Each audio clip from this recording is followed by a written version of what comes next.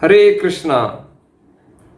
दीपावली या उत्सवाच्या सर्व भाविकांना खूप खूप हार्दिक शुभेच्छा. किती सुंदर हा दिवाळीचा उत्सव. वर्षभर आपण या उत्सवासाठी वाट बघत असतो.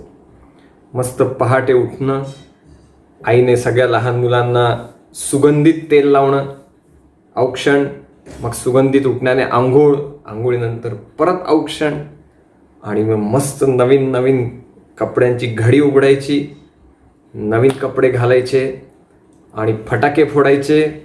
फटाके फोडून थकल्यावर आईने केलेला गरम गरम खमंग फराळ खायचा. मस्त अत्तर लावायचं, डिओ स्प्रे. फराळामध्ये चकल्या, लाडू, चिवडे, शंकरपाळे, करंजा, अनरसे आणि काय नाही. आणि मग फटाके उडवायचे, नातेवाईकांना भेटायला जायचं आणि मस्त नवीन कपडे घालून मिरवायचं. किती सुंदर हा दिवाळीचा उत्सव. माझ्या तर अंगावर शहारे आले आहेत. या उत्सवासाठी किती आपण आतुरतेने वाट बघत असतो. तर काय हा दिवाळी उत्सव? शंकरपाळे, कडबोळ्या, अनरसे, नातेवाईक, नवीन कपडे, फटाके, आकाशकंदील. तर काय एवढाच आहे हा दिवाळी क्षण? नाही.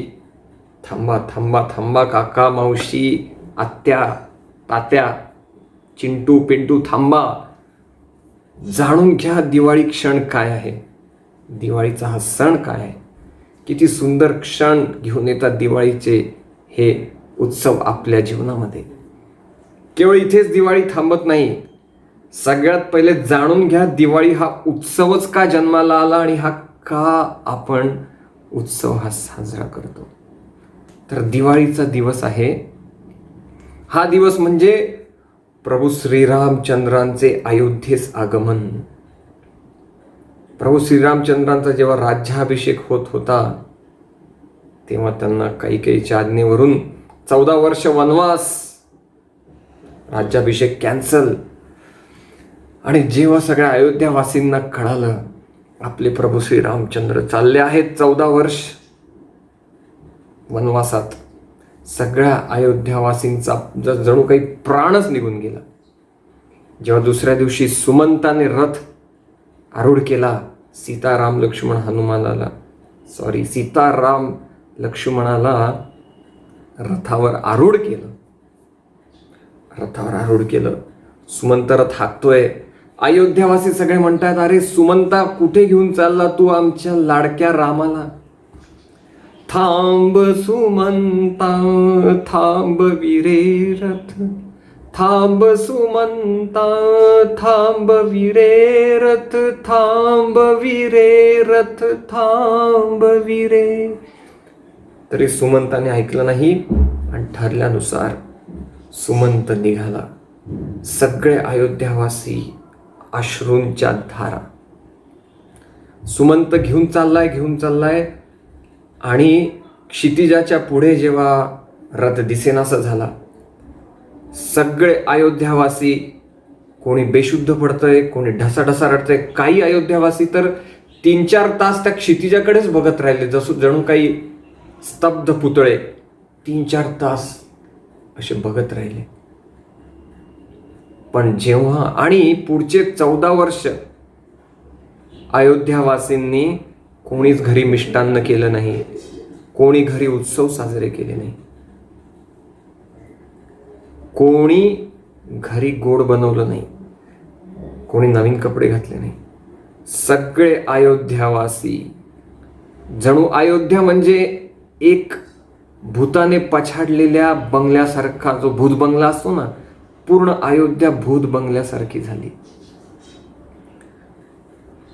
परंतु जेव्हा प्रभू श्रीरामचंद्र रावणाचा वध करून अयोध्येस परत आले, अयोध्यावासियांच्या प्राणामध्ये, शरीरात जणू काही प्राण संचारले.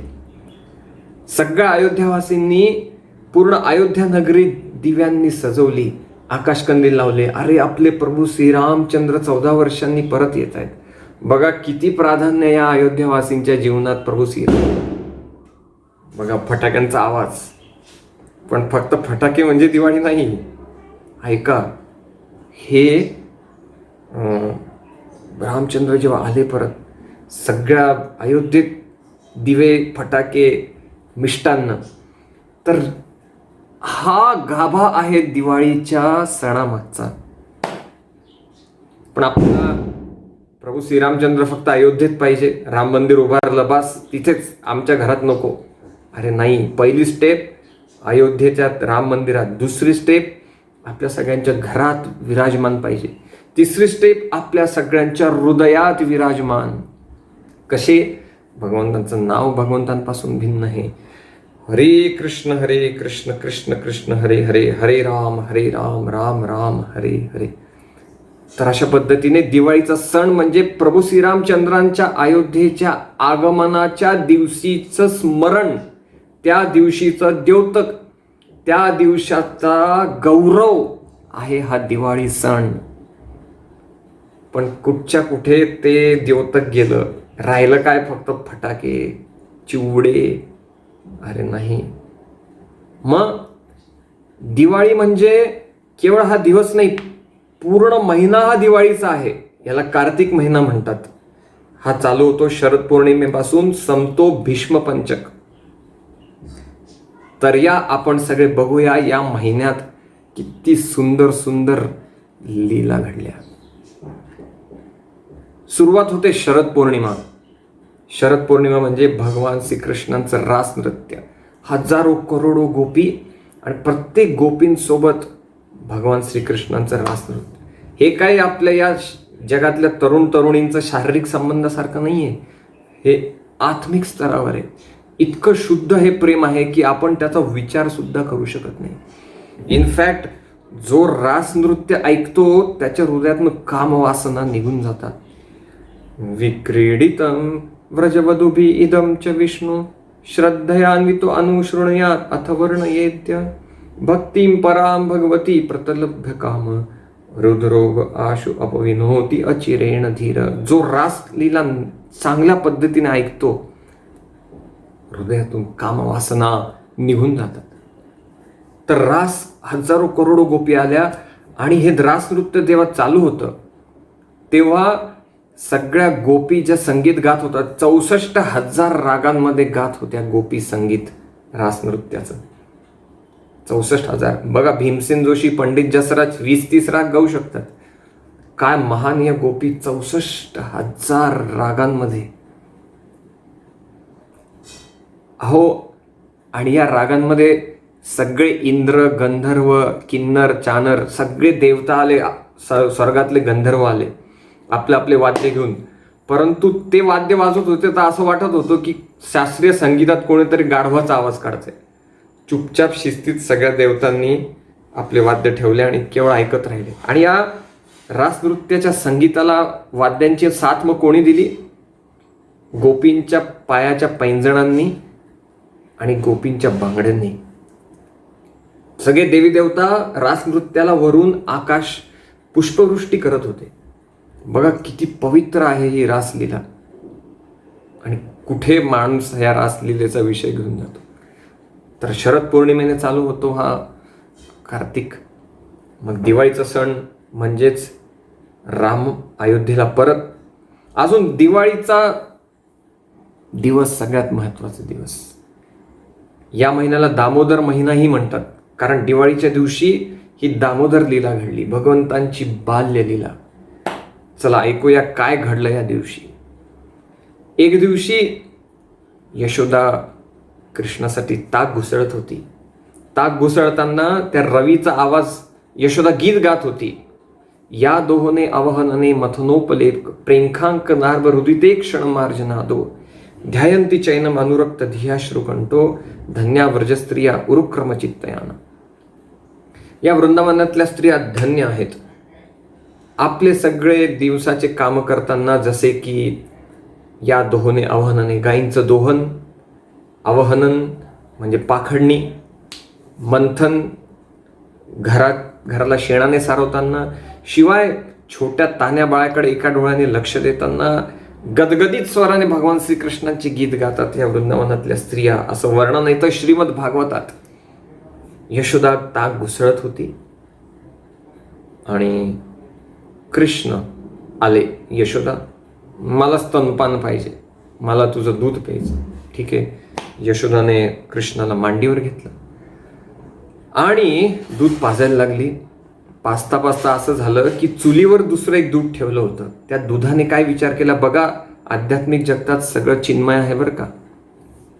त्या दुधाने विचार केला की कृष्ण यशोदेचं दूध पितात, आता तिथेच त्यांचं पोट भरणार, मी काय करू, बेटर मी आत्महत्याच करतो, असं म्हणून ते बाहेर यायला लागलं आत्महत्या करण्यासाठी. आणि मग यशोदेने पाहिलं, अरे अरे अरे, हे दूध कृष्णाच्या सेवेत आहे. मग कृष्णाला बाजूला ठेवलं आणि दूध थांबवायला गेले, दूध उतरवलं. कृष्ण असे चिडले. यशोदेची हिंमत, मला यशोदा कशी खाली ठेवू शकते. बघा, अनंत कोटी ब्रह्मांड नायक भगवद्गीतेत भगवंत म्हणतात, मत्त परतरम नान्यत किंचिदस्ति धनंजय मयी सर्वमिदं प्रोतम सूत्रे मणिगणा इव.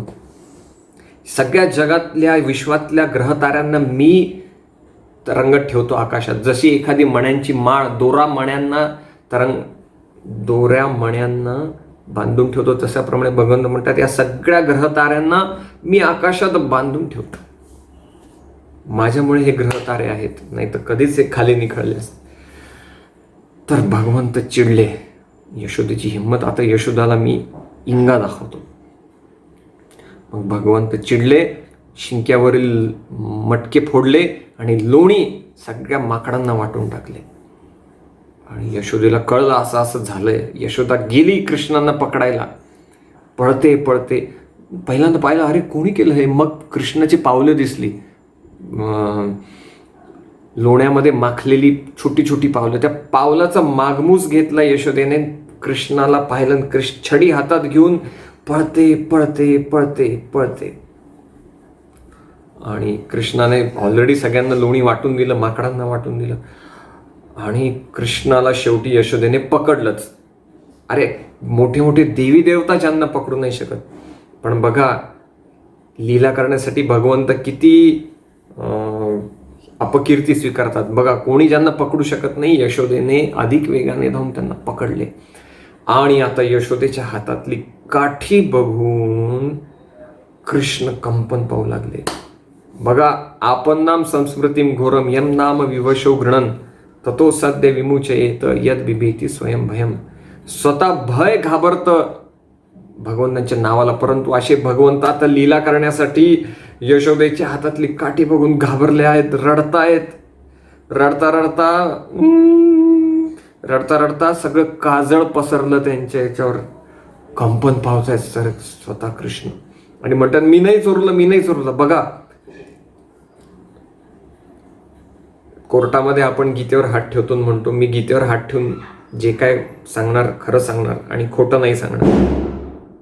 बघा, सत्य आहे. तर अशा पद्धतीने भगवंत खोटं बोलतात. आपण गीतेवर हात ठेवून म्हणतो मी खरं सांगणार. अशी लीला करण्यासाठी भगवंत यशोदेसमोर खोटं बोलतात आणि म्हणतात, मी नाही चोरलं लोणी. मग यशोदा म्हणते, आता तुला मी शिकवतेच. आणि मग यशोदा उखळ्याला बांधायला लागते कृष्णाला. आणि बांधता बांधता दोरी बांधते. दोरी बांधायला गेली, 2 बोट दोरी कमी पडली. अनेक गोपींना बोलवलं, आपापल्या साड्या घेऊन. गोपी साड्या घेऊन येत आहेत सगळ्या गवळणी आणि बांधतायत, तरी 2 बोट कमी. हे 2 बोट काय आहे? आपला प्रयास आणि भगवंतांची कृपा. या जगात कुठलंही काम करायला जा, भगवंत आधी काय बघतील, अरे हा किती प्रयास करतोय, मग भगवंत कृपा करतील. मग आपला प्रयास भगवत कृपा, आपला प्रयास भगवत कृपा. अशा पद्धतीने कृष्ण बांधले गेले आहेत. आणि बांधले गेल्यावर कृष्णाला तिथे नकोसं झालं. यशोदेने बांधलं शेवटी. ज्यांना कोणी बांधू शकत नाही, केवळ यशोदा आपल्या प्रेमाने बांधू शकते. कृष्ण बांधले गेले आणि तशा अवस्थेत त्या उखळाला घेऊन कृष्ण रांगायला लागले. आणि सैर भैर रांगता रांगता 2 झाडांच्या मधून उखळ गेले भगवंत, पण उखळ अडकली. भगवंत जातायत पुढे, उखळ अडकते, परंतु भगवंतांनी जोर लावला आणि ते 2 झाड धडाम करून खाली पडले आणि त्यातून 2 सुंदर देवता बाहेर आले. श्रीकृष्ण भगवान की जय. तर हे 2 देवता कोण होते? नलकुबेर मणिग्रीव. नारद मुनींच्या शापाने ते झाड बनले होते. आता ती एक वेगळी कथा आहे, ती नंतर आपण सांगूच. परंतु हे नलकुबेर मणिग्रीव मुक्त झाले. भगवंतांना प्रार्थना अर्पण केल्या त्यांनी. बघा भगवंतांचा स्पर्श, भगवंतांची एक तीर 2 शिकार, लीला पण होते आहे आणि या दोघांचा उद्धारही झाला. तर अशा पद्धतीने बघा भगवंतांचा स्पर्श. अशीच एक लीला आहे. गौतम ऋषींच्या शापाने अहिल्याला शाप मिळाला होता. दगड बनली होती अहिल्या कितीतरी युग.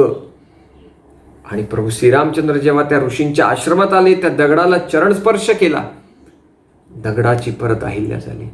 अहिल्या म्हणायला लागली, आज मी शापमुक्त झाले, तुझ्या कृपेची शिल्प स्वकृती, माझी मज ये पुन्हा आकृती, मुक्त झाले श्वास चुंबिती, पावन ही पाऊले, आज मी शाप मुक्त झाले. तशाच पद्धतीने अहिल्या शापमुक्त झाली, त्याच पद्धतीने नलकुबेर मणिग्रीव शापमुक्त झाले आणि परत स्वर्गात परतले. श्रीकृष्ण भगवान की जय. तर हा आहे दिवाळीचा सण. दिवाळीच्या दिवशीच ही घटना घडली आहे. तर हे आपण ध्यानी मनी ठेवायला पाहिजे. मग त्याच्यानंतर या महिन्यात येते नरकासुरवध. नरकासुर नावाचा राक्षस, त्याने अनेक सुंदर राजकुमारी राण्यांना कैद केलेलं असतं आणि अत्याचार करत असतो आपल्या राजप्रसादात.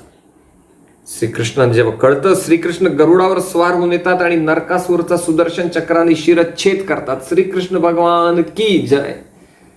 शिरच्छेद करतात आणि सगळ्या 16,108 राण्यांना मुक्त करतात. सगळ्या राण्या मुक्त झालेल्या आहेत. आणि मग त्या म्हणतात, तो काळ फार संस्कृती प्रबल होती. एक दिवस जरी स्त्री घराबाहेर राहिली, तिला कोणी स्वीकारत नसेल. पण आता ह्या बिचारा यांना तर अपहरण केलं होतं, पण आता यांना कोणी स्वीकारणार पण नाही. मग करायचं तर काय? श्रीकृष्ण म्हणले, काळजी नका घेऊ, मी तुम्हाला शरणागती देतो. तुम्हाला मी द्वारकेला घेऊन जातो.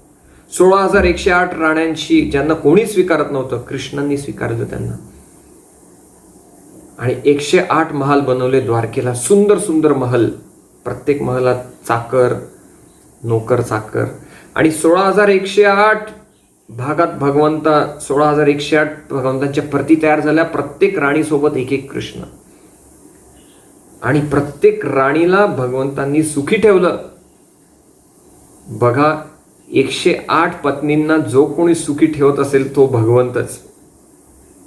तुम्हाला माहितीच आहे, हो काका, हो मामा, एका पत्नीला खुश ठेवायचं म्हणजे तोंडाचा फेस निघतो. केवळ भगवंतच संतुष्ट ठेवू शकतात सगळ्यांना. आणि लोक म्हणतात, का भगवंतांनी हे केलं? 16,108 राण्यांची एवढे कामुक होते? नाही, त्याच्या मागची गोष्ट आहे का? त्यांना शरणागती दिली भगवंतांनी. त्यांना कोणी स्वीकारत नव्हतं आणि सगळ्यांना सुखी ठेवलं त्यांनी. आणि कसं आहे, गीतेत सांगितले, ममै वंशो जीवलोके जीवभूत सनातन मनषष्ठानी इंद्रियाणी प्रकृती स्थानी कर्षती. भगवंत म्हणतात, सारे जीवात्मा आहे, माझे मुलं आहेत. आपण कोणाशी विवाह करतो म्हणजे आपण भगवंतांच्या मुलाशी विवाह करतोय, मुलीशी विवाह करतोय. मग आपण खरे चोर आहोत, कारण सगळेच जण भगवंतांचे आहेत. ममै वंशो जीवलोके. तर हा नरकासुर वध झाला. आणि मग सुंदर लीला आहे बलिप्रतिपदा. यावर्षी सगळं एकाच दिवशी आहे. बलिप्रतिपदा, गोवर्धन पूजा, दिवाळी सगळं एकाच दिवशी आहे. तर बलिप्रतिपदा काय आहे? या महिन्यात घडलेली सुंदर लीला. बली महाराजांचं आत्मनिवेदन, आत्मसमर्पण वामन देवासमोर. याची खूप सुंदर कथा आहे. एकदा असं होतं, इंद्र देवी देवतांमध्ये घमासान युद्ध होतं. तर हे युद्ध जे आजकालचा तो पिक्चर आहे ना, इंग्लिश पिक्चर स्टार वॉर्स, तर तो इथून उचललाय त्यांनी. स्टार वॉर्स म्हणजे सगळ्या देवी देवतांमधलं युद्ध. सगळ्या देवी देवतांमध्ये युद्ध होतं आणि देवतांचा लीडर असतात बली. बली भगवंतांचे महान भक्त असतात, परंतु ते असुरांच्या कुळात जन्मलेले असतात. प्रल्हाद महाराजांचे वंशज आहेत. प्रल्हाद महाराजही हे भगवानाचे महान भक्त आहे, परंतु ते असुरांच्या वंशात हिरण्यकश्यपूचा मुलगा होते. त्यांचे वंशज बली महाराज आणि इंद्र, सगळ्या देवी देवतांचा प्रतिनिधी. दोघांमध्ये घमासान युद्ध होतं. बली घायाळ होतात. इंद्र हसतो, हा हा हा. बली म्हणतो, अरे हस इंद्रा, हे काय तात्पुरतं आहे सगळं. गीतेत सांगितले, सुखेशु अनुद्विग्न मना दुःखेशु विगत स्पृहा वितराग भयक्रोध स्थितधीर मुनिरुच्चये. जो स्थितप्रज्ञ आहे, खूप मोठ्या यशात आणि खूप मोठ्या अपयशात गर्भगळीत नाही होत. तर अशा पद्धतीने बली महाराज घायाळ झाले. शुक्राचार्य देवतांचे गुरु बलीला साईडला घेऊन जातात आणि संजीवनी विद्येद्वारे परत जागृत करतात. आणि मग बली बाध्य ठरतात, जे काय शुक्राचार्य म्हणेल ते करायचे. व शुक्राचार्य भृगुमुनींचे वंशज त्यांच्या आधारे काय करतात, सगळे सगळे असुर मोठा यज्ञ करतात. हारल्यामुळे परत शक्ती प्राप्त करण्यासाठी यज्ञ करतात आणि सगळ्या देवतांना येतं टेन्शन. अरे बली महाराज शुक्राचार्यांच्या सांगण्यावरून यज्ञ करतायत, यज्ञ झाला सफल, परत सगळे असुर लोक, सगळे राक्षस शक्तिशाली होतील. विष्णूकडे जातात. विष्णू म्हणतात, चिंता नका करू, मी आहे ना. मग अशा पद्धतीने शुक्राचार्य सांगण्यावरनं यज्ञ होतो. यज्ञात सगळे घाबरतात. मग छोटासा एक बटू म्हणजे मुलगा वामनदेव भगवान येतात. बोलो वामनदेव भगवान की जय. वामनदेव येतात. त्या यज्ञात बलीकडे दान मागतात. आणि असं असतं की यज्ञामध्ये कोणी आलेल्या ब्राह्मणांना नाही नाही म्हणून. ठीक आहे, बली महाराज म्हणतात की मागा. शुक्राचार्य म्हणतात, बली, अरे हे शुक्राचार्याला समजतं बली आहे कोणी नसून किती तेजस्वी विष्णू आहे, सगळी संपत्ती आपली हरपून घेतील. बघा शुक्राचार्य किती स्वार्थी. त्यांना लगेच कळेल की सगळं गेलं तर मला हप्ते कोण देईल, ह्या बलीचे मला हप्ते येत आहेत. तर अशा पद्धतीने म्हणतात की ठीक आहे. बली म्हणतात, नाही, मी शब्द दिलाय, दिलेला शब्द पाळला नाही तर मला लोक नावं ठेवतील. शुक्राचार्य शाप देतात. आणि बली म्हणतात, अरे बटू, 3 पावलं जमीन काय, मी मोठा राजा आहे, अरे एखादं राज्य तरी मागितलं असतं. बली म्हणतात, तू दे तर खरी मला 3 पावलं. इन शॉर्ट भली सांगत असतात, खूप झालं बली तुझं राक्षसा, तू खूप पावलं घेतलेली आहेस, असे इन शॉर्ट सांगतात बली वामनदेव. मग वामनदेव म्हणतात, बली म्हणतात, ठीक आहे, घे 3 पाऊल जमीन. वामनदेव पहिल्या पाऊल इतके मोठे होतात, पहिल्या पावलात अख्खी पृथ्वी व्यापली जाते. मग दुसऱ्या पावलामध्ये अख्खा आसमंत व्यापला जातो. इतका वर जातो पाय की त्या विश्वाच्या कवचाला भेदतो. तिथून कारणोदक क्षय समुद्राचं पाणी म्हणजे गंगा येते आणि सुंदर पताकासारखं ते दिसायला लागतं. अशा पद्धतीने वामनदेव भगवान की जय. अशा पद्धतीने वामन आणि सगळ्या राक्षसांना कळतं की हा विष्णू आहे. सगळे राक्षस आपले आपले शस्त्रास्त्र घेतात. परत देवतांसमोर घमासान युद्ध. वामनदेवच्या आज्ञेवरून गरुड वरुणाला घेऊन येतात. वरुण आपले पाश टाकतात आणि बलीला कैद करतात. वामनदेव म्हणतात, अरे 3रं पावलाचं काय झालं. बली म्हणतात, बली बघा आहे तर असुराच्या कुळातले, परंतु भगवंताचे निस्सीम भक्त. बली म्हणतात, हे वामनदेव, माझ्या डोक्यावर पाऊल ठेव. बघा किती मोठं आहे आत्मसमर्पण. या कथेवरून काय लक्षात येतं, कोण बली, कोण विष्णू आणि कोण शुक्राचार्य. बली म्हणजे जसा बली भगवंतांना समर्पण जात होता आणि शुक्राचार्य मध्ये आडकाठी करत होते, तसंच या जगातले लोक, जो कोणी विष्णू भक्त होतो, या जगातले लोक आडकाठी घालतात. अरे कशाला बनतो विष्णू भक्त, नको बनू, पिक्चर सोडशील, चहा कॉफी सोडशील. आपण त्यांना म्हणणार मी सगळं सोडलं, तुम्ही तर भगवंतांना सोडलं रे. अजिबात हतोत्साहित नाही व्हायचं. कोणी किती म्हणो, आपण पुढे चालत राहायचं. ही आहे बलींचे आत्मसमर्पण.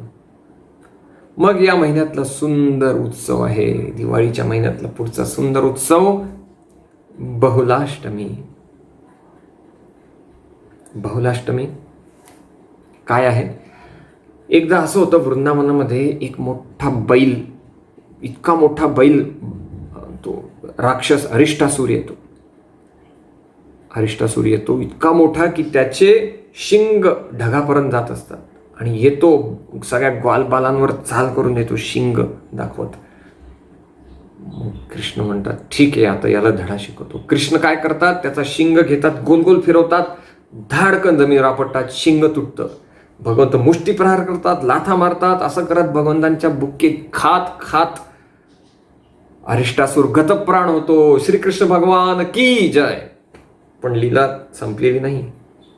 राधाराणी म्हणते अरे अरे बैलाला मारलं रे. कृष्ण प्रायश्चित्त करावं लागेल. कृष्ण म्हणतो ठीक आहे राधे सरकार, जशी तुमची इच्छा. मग भगवंत आपल्या बासरीद्वारे खड्डा खणतात, 7 नद्यांना बोलवतात. गंगेचैव यमुनेचैव गोदावरी सरस्वती नर्मदे सिंधू कावेरी जलेस्मिन सन्निधीम कुरु. 7 नद्या येतात, बंत श्यामकुंड, आणि भगवंत त्याच्यात स्नान करतात. 7 नद्यांमधनं स्नान करून पापमुक्त होतात. आता भगवंत कसं काय पापमुक्त होतील? भगवंताचं नाव घेऊन आपण पापमुक्त होतो. तर अशा पद्धतीने मग राधाराणीला कृष्ण म्हणतात अगं राधे, मी तर झालो पापमुक्त, आता तू असुराची बाजू घेतली आहेस, तुझं काय? राधाराणी म्हणतात ठीक आहे. राधाराणी सगळ्या गोपी खड्डा खणायला लागतात आपल्या बांगड्यांनी. खड्डा खणतायत, जास्त मोठा नाही होत खड्डा, पण नद्यांना बोलवत आहेत, नद्याही येत नाही. काय करायचं? शेवटी कृष्णाला म्हणतात आता राधाराणी ही भगवंतांची अंतरंग शक्ती आहे, तिच्या नद्या म्हणजे तिचाच विस्तार आहे, परंतु ही लीला चालू आहे. भगवंतांना शरणागत जातात. कृष्ण आता तुम्हीच काहीतरी करा. कृष्ण ठीक आहे, परत 7 नद्यांना बोलवतात आणि तिथे प्रवेश करतात. बंत राधाकुंड, श्यामकुंड, राधाकुंड, गिरी गोवर्धन की जय. आणि बंत राधाकुंड. अशा पद्धतीने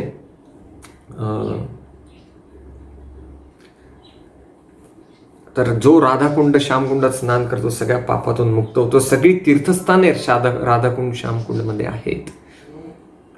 मग अशा पद्धतीने, आणि वर्षातनं एक दिवस असा असतो, राधाकुंडमधलं सगळं पाणी बाहेर काढलं जातं आणि राधाकुंड साफ केलं जातं. आणि तेव्हा राधाराणींनी आणि गोपींनी जे बांगड्यांनी खोदलेलं कुंड सगळ्यात तळाशी ते दिसायला लागतं. त्यांना कंकण कुंड म्हणतात. तर त्या दिवशी लाखोने गर्दी होते कंकण कुंड बघण्यासाठी, कारण राधाराणीने खणलंय ते. तर अशा पद्धतीने ही सुंदर लीला आहे बहुलाष्टमी. मग या महिन्यातील पुढची लीला गोपाष्टमी. गोपाष्टमी म्हणजे तोच दिवस भगवान श्रीकृष्ण बाल्यावस्थातून पौगंडावस्थेत, म्हणजे 5 वर्षाचे पूर्ण झाले आहेत, सगळे व्रजवासी मीटिंग घेतात आणि निर्णय घेतात की अरे कृष्ण मोठे झाले आहे, त्यांना आता मोठ्या गायींची जबाबदारी. मग कृष्ण बलराम आणि सगळ्या ग्वालबालांना वासरांच्या सेवेतून मुक्त आणि मोठ्या गायींच्या सेवेत. तर हा आहे गोपाष्टमी उत्सव. या दिवशी हरे कृष्ण मंदिरांमध्ये सुंदर गायींचा शृंगार असतो, म्हणजे गायींच्या प्रतिकृती आणल्या जातात. भगवंतांच्या वस्त्रांवर गायीचे डिझाईन असतात.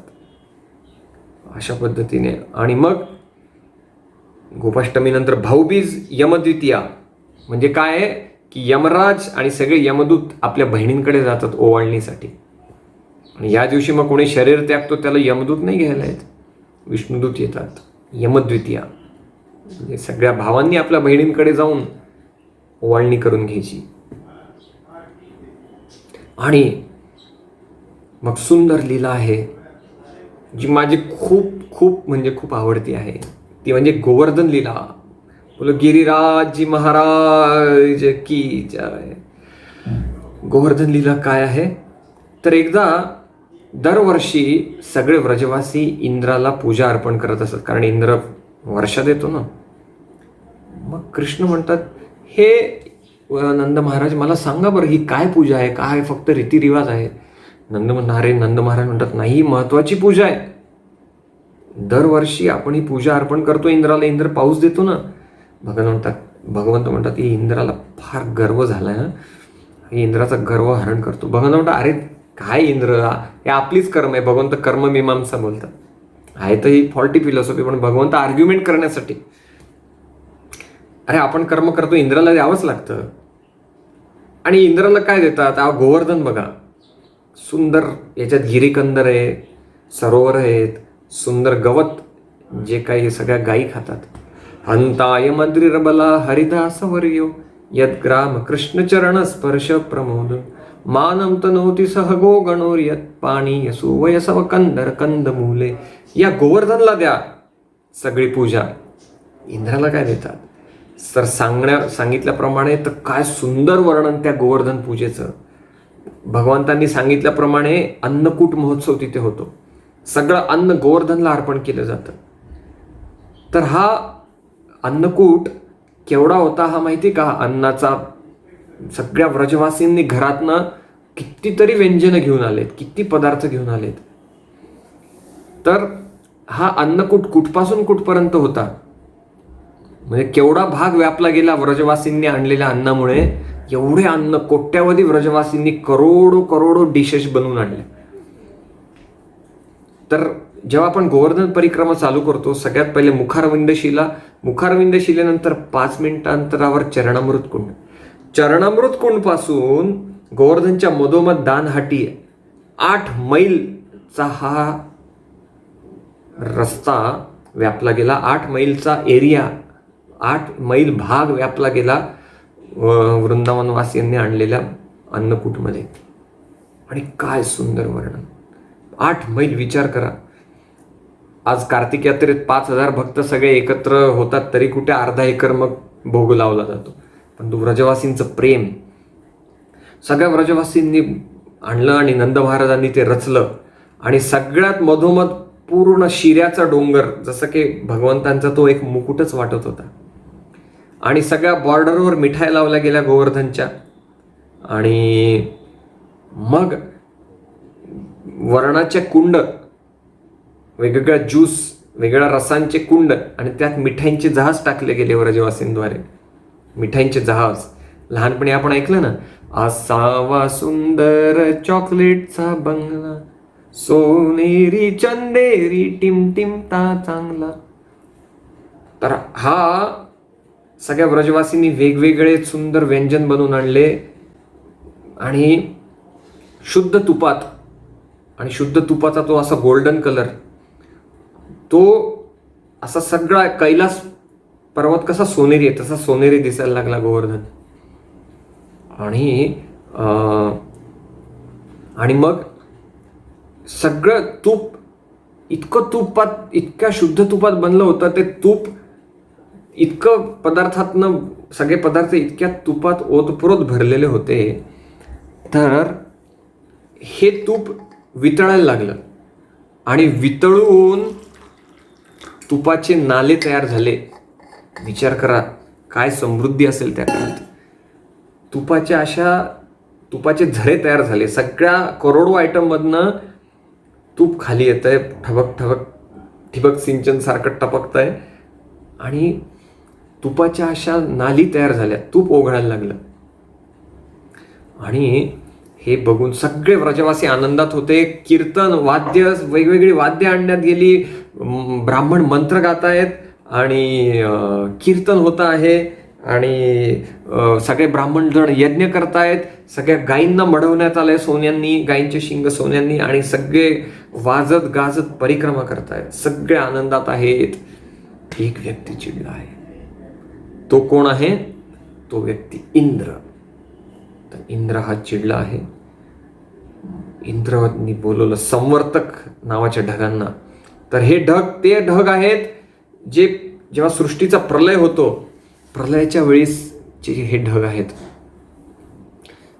संवर्तकांना बोलवण्यात येतं, म्हणतात या व्रजवासींना अद्दल घडवा, आता कधी यांनी परत या छोट्या मुलाचं ऐकलं नाही पाहिजे, नष्ट करा वृंदावनाला. बघा, हप्ता बंद झाला तर किती चिडचिड. आणि अशा पद्धतीने संवर्तक पूर्ण विश्वात व्यापले गेले. आणि जसं की नागांच्या काळ्या फुतकाराचा कसा काळा काळा वाफ आणि वास, तसं पूर्ण काळे फुतकार पूर्ण वृंदावनमध्ये. आणि त्यांनी वर्षा चालू केली. भगवंतांनी वृंदावनवासींना म्हटलं, काळजी नका करू, मी आहे ना. तस्मात मत शरणम गोष्टम मदनाथ परिक्रम गोपाय स्वात्मयोगेन सोहम मे व्रतमाहित. सगळ्या व्रजवासींना भगवंत म्हटले, काळजी नका करू रे, आहे ना मी. मग भगवंत गेले, गोवर्धनच्या खालून गोवर्धनला उचललं. 7 दिवस 7 रात्र श्रीकृष्ण भगवान की. जेव्हा गोवर्धनला सगळं अन्न अर्पण करण्यात आलं, गोवर्धनने आ वासून सगळं अन्न खाल्लं आणि म्हटलं, अनियोर अनियोर, मला अजून द्या, मला अजून द्या. बघा, या जगातले लोक म्हणतात, काही लोक, मी देव आहे, त्यांना म्हणा 40 गुलाबजाम खाऊन दाखवा. आमच्या देवाने, गोवर्धनाने, जो भगवंतापासून अभिन्न आहे, करोडो करोडो पदार्थ खाल्ले, परंतु गोवर्धनने परत पण दिले ते सगळ्यांना, असं नाही खाऊन टाकले. तर अशा पद्धतीने भगवान श्रीकृष्णांनी गोवर्धन उचलला. 7 दिवस 7 रात्र. हे बा, इंग्रज म्हणतात काय ही मायथॉलॉजी. एक छोटा 7 वर्षाचा मुलगा कधी पर्वत उचलू शकतो करंगळीवर? अरे का नाही? गीतेत सांगितलंय, मत्त परतरम नान्यत किंचित असती.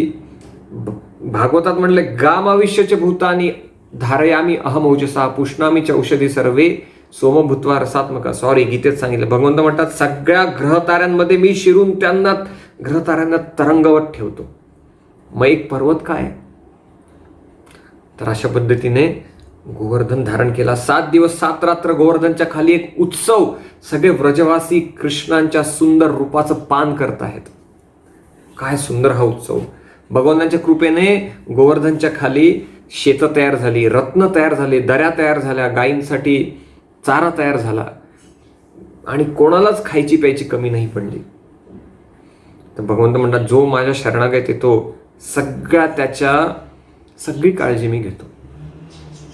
सर्व धर्मान परित्यज्य मामेकम शरणं व्रज अहम त्वां सर्व पापेभ्यो मोक्षयिष्यामि मा शुचि. भगवंत म्हणतात, अरे मला शरणागत या, सगळी काळजी मी घेईन.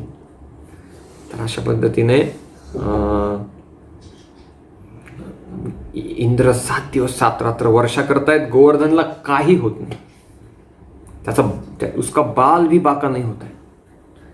कारण का? खालून कृष्ण शक्ती देत आहेत ना करंगळीद्वारे. आणि मग खाली सुंदर उत्सव चालू आहे. मधुमंगल म्हणतायत यशोदेला, यशोदा टेन्शन नको घेऊ, माझ्या ब्राह्मण शक्तीने मी भगवंतांना शक्ती देतोय, त्यामुळे त्यांना काही वाटत नाही. सगळ्या आनंदात यशोदेला टेन्शन. अरे कृष्णा, कोणी तुला या इंद्राशी वैर घ्यायला सांगितलं होतं? पाहता तुझ्या हाताला कळ लागली असेल. ते यशोदेचं हे प्रेम. यशोदा म्हणते, थांब, मी तुला आता डबा आणते खायला. मधुमंगल म्हणतात, आण आण आण, मलाही भूक लागली, लवकर आण. तर अशा पद्धतीने इंद्र 7 दिवस 7 रात्र काही होत नाही गोवर्धनला. आणि नंतर इंद्राला समजतं, अरे आपण काय गडबड केली. इंद्र स्वतः येतात ऐरावतावरून, आणि त्यांचा अहंकार, इंद्राचा अहंकाराची पावडर होते. भगवंत म्हणतात, शरणागत भगवंता, शरणागत, मी जाणलं नाही तुम्ही कोण आहात. अनंत कोटी ब्रह्मांड नायक, मी तुम्हाला एक साधा ग्वालबाल समजलो. भगवंत पहा, लीला करण्यासाठी किती छोटे होऊन जातात छोटेसे भगवंत, आणि मग दाखवतात की मी कोण आहे. आणि मग इंद्र गोविंद कुंड येथे भगवान श्रीकृष्णाचा सुंदर अभिषेक करतात. सगळे देवी देवता येतात, दुर्गा, कार्तिकेय, गणेशजी, शिवजी, सगळे आपापले कमंडलू घेऊन शंखातनं भगवंतांचा अभिषेक करतात. सरस्वती, उमा, पार्वती, सगळे देवी देवता येऊन भगवंतांचा अभिषेक करतात. तर अशा पद्धतीने ही गोवर्धन लीला आहे. अतिशय सुंदर रोचक लीला. तर या सगळ्या लीलांचा मी जस्ट एक सिनॉप्सिस सांगतोय. अनेक इस्कॉनचे वरिष्ठ संन्यासी एकेका लीलेवर 10 तास त्यांचे प्रवचन आहेत. तर अशा पद्धतीने अजून एक महत्त्वाचा उत्सव श्रील प्रभुपाद तिरोभाव दिवस. श्रील प्रभुपादांनी कार्तिक महिन्यात पवित्र स्थळी वृंदावनी इस्कॉन मंदिरामध्ये प्रभुपादांनी शरीर त्यागलं आणि त्यांच्या या पृथ्वीवरची लीला संपवून आध्यात्मिक जगतात ते परत गोलोक वृंदावनात परत गेले. सगळ्या जगाला भक्तीचा निरोप देऊन आध्यात्मिक जगताची माहिती देऊन परत गेले. आणि जेव्हा प्रभुपाद शेवटचे क्षण होते, प्रभुपाद पलंगावर त्यांच्या झोपले होते आणि त्यांचे शिष्य त्यांच्या बाजूला होते आणि प्रभुपाद श्रीमद भागवताच्या 10व्या स्कंदाचं भाषांतर करता करता शरीर त्यागलं. बघा किती महान. आजही तो पलंग आहे, आजही ती जागा आहे आणि आजही सगळे प्रभुपादांचे वरिष्ठ शिष्य संध्याकाळी 7:30 वाजता प्रभुपादांनी शरीर सोडलं त्यावेळेस सगळे एकत्र येतात आणि सगळ्यांना असं वाटतं की जणू प्रभुपाद परत इथे आले आहेत. प्रभुपादांचा त्यांना आभास होतो आणि सगळ्यांना चार डोळ्यातनं प्रचंड अश्रू. आणि त्या दिवशी प्रभुपादांनी बघा, वैष्णव शरीर सोडतात तेव्हा दुःख नसतं, ते ह्या जगातली लोक, पापी लोक शरीर सोडतात ते दुःख आहे, कारण त्याला यमराज येणार आहे त्यांना मारायला. प्रभुपादांनी शरीर सोडलं आणि तो दिवस आजही साजरा होतो. सगळ्या वृंदावनात सगळ्यांना मोफत प्रसाद असतो आणि अशा पद्धतीने श्रील प्रभुपाद तिरोभाव दिन आजही साजरा होतो इस्कॉन मंदिरामध्ये. आणि कार्तिक महिन्याचा शेवट होतो भीष्मपंचक. भीष्मपंचक म्हणजे शेवटचे 5 दिवस कार्तिक महिन्यात कठोर तपस्या करतात अनेक भक्त. तपस्या ब्रह्मचर्येण समेन दमेन त्यागेन सत्य शौचाभ्याम यमीन नियमेन वा. भगवंतासाठी तपस्या. या तपस्येतनं सुख काय? अनंत सुख. हे मनुष्याचं शरीर काय भोगविलासासाठी नाही दिलेलं आहे. दिव्य तपस्या. नायम देह देह भाजाम लोके कष्टान कामान अर्हते विडभुजाम ये तपो दिव्यम पुत्र काय न सत्वम शुद्धेत यस्मात ब्रह्मसौख्यम तू अनंतम. अनंत असं ब्रह्मसुख जर अनुभवायचं असेल तर तपस्या करा, भगवत प्राप्ती करा. तर तपस्या करण्यासाठी मनुष्याचं शरीर दिलेलं आहे. तर शेवटचे 5 दिवस, पहिल्या दिवशी फक्त फळं, दुसऱ्या दिवशी फक्त दूध, तिसऱ्या दिवशी फक्त पाणी, चौथ्या दिवशी फक्त गोमूत्र, 5व्या दिवशी थोडंसं गोबर. अशा पद्धतीने 5 दिवस या टाईपची तपस्या करून 5 दिवसांची, म्हणजे आपल्याला जर या 5 दिवसांच्या व्रताविषयी माहिती असेल तर जरूर हरे कृष्ण मंदिरांमध्ये फोन करून विचारा. फार सुंदर हे व्रत आहे. हे सुंदर व्रत करतात आणि अशा पद्धतीने कार्तिक महिना संपतो. तर दिवाळी म्हणजे केवळ लाडू, चिवडे, नातेवाईक, फटाके, आकाशकंदील, सुगंधित उठणं, अत्तर, नवीन नवीन वस्तू नाही, तर हे सगळे उत्सव आहेत.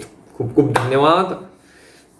आज नरक चतुर्दशीचा दिवस आहे आणि आईने सुंदर नाश्ता बनवला आहे. तर मला जायचं आहे, परंतु मी नाश्ता करणार पण कीर्तनही करणार बरं का. केवळ नाश्त्यावर, दिवाळीच्या फराळावर नाही आपली दिवाळी. कीर्तन, दर्शन आणि ह्या सगळ्या सुंदर कथांचं आस्वादन. ओम तत्सत. हरे कृष्ण कृष्ण कृष्ण हरे हरे, हरे राम राम राम हरे हरे. आपणा सगळ्यांना दिवाळीच्या खूप खूप हार्दिक शुभेच्छा.